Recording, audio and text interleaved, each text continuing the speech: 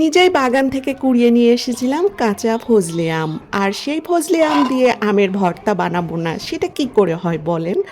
আসসালামু আলাইকুম, যে যেখান থেকে দেখছেন সবাইকে স্বাগত জানিয়ে আজকের এপিসোডটি শুরু করছি। তাহলে চলেন শুরু করা যাক। নিয়ে চলে আসছি সকাল সকাল আমাদের জমি থেকে পাটের শাক নিয়ে এসে আমরা আঙ্গিনাতে এই তো বাছতে শুরু করে দিয়েছি। তবে শাকগুলোর অবস্থা অতটা ভালো না, পোকাতে খেয়ে নিয়েছে।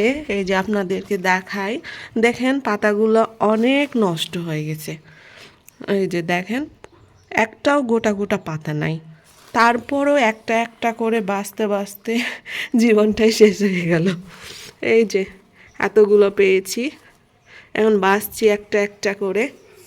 আমি আর মা বাছতে বসেছি, তাই ভাবলাম আপনাদের সাথে একটু শেয়ার করি। এখন সকালে এগুলা বেছে রাখছি, রান্না করতে হবে সেই জন্য। আর এইদিকে আপনাদের দেখায় টিউবওয়েলের গোড়াতে এখানে তো মাছ রেখেছি।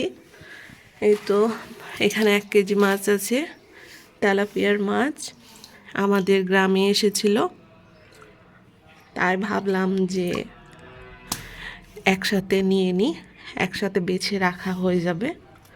তাই এখানে বাছার জন্য রেখেছি, বাছতে হবে। আমাদের গ্রামেই ভালো মাছ পাওয়া যায় অনেক রকমের, তাই ভাবলাম যে একসাথে নিয়ে রাখা যাক। ভাবছিলাম আজকে মাছ নিব না, কিন্তু দেখলাম যে কম দামেই আজকে মাছগুলো পাওয়া যাচ্ছে, সেজন্য বেশি করে নিয়ে নিয়েছি। মা যখন বাসছিল তখন আমাকে দেখালো যে পেটের কাজটা কীরকম মাছটার, অন্যগুলোর থেকে আলাদা সম্পূর্ণ। এখানে মা মাছগুলোকে কেটে কেটে রেখে দিচ্ছে, একসাথে এতগুলো রান্না করব না, আর ফ্রিজে রাখা হবে। আর এখানে তো আমাদের বিড়াল খাচ্ছে। শাকগুলো সবগুলো বেছে নিব, বেছে নিয়ে আম রেখেছি, ভাবতেছি যে আমের ভর্তা বানাবো। তো এখন থাকেন, আবার আমের ভর্তার সময় চলে আসলাম দুটা টাটকা টাটকা ফজলি আম নিয়ে। এখন ছোট ফজলি আমগুলো কুড়ে কুড়ে ভর্তা খাওয়ার মজাটাই অন্যরকম। তাই ভাবলাম যে ভর্তাটা বানানো যাক। সেই জন্য আমি ভালো করে পরিষ্কার করার জন্য পানি দিয়ে 2টা আমকে ধুয়ে নিয়েছি। আর এই আম দুটা আমরা বাগান থেকে কুড়িয়ে নিয়ে আসছিলাম। আম দুটাকে ভালো করে ছিলে নিয়ে আবারও পরিষ্কার করে ধুয়ে নিয়ে একটা পরিষ্কার পাত্রে রেখে দিলাম। এর আগে আমি পাটাতে থেঁতো করেছিলাম, তো এখন ভাবতেছি আমি কুড়ে নিব। আর গোটা তো আমি করতে পারবো না, সেই জন্য অর্ধেক করে আমকে কেটে নিয়েছি। এখন আমি কুড়তে স্টার্ট করে দিলাম। তারপর দেখেন কি সুন্দরভাবে চিরল চিরলভাবে আমি কুড়ে নিয়েছি আমগুলোকে।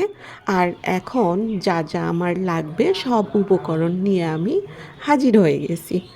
এখন কুড়ে রাখা আমগুলোর মধ্যে একে একে আমি সব উপকরণ দিয়ে দিব। এখন দিয়ে দিলাম স্বাদ মতো লবণ, পরিমাণ মতো চিনি দিব, আর দিয়েছি কাঁচামরিচের বাটা লবণ, খাঁটি সরিষার তেল।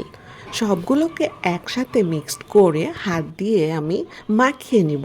এই ভর্তাটা আমার খেতে বেশ মজা লাগে। আপনারা এবছর কে কে ভর্তা খেয়েছেন আর কীরকম করে বানিয়েছেন অবশ্যই কমেন্টে জানাবেন। আজ এই পর্যন্ত, সবাই ভালো থাকেন, আল্লাহ হাফেজ।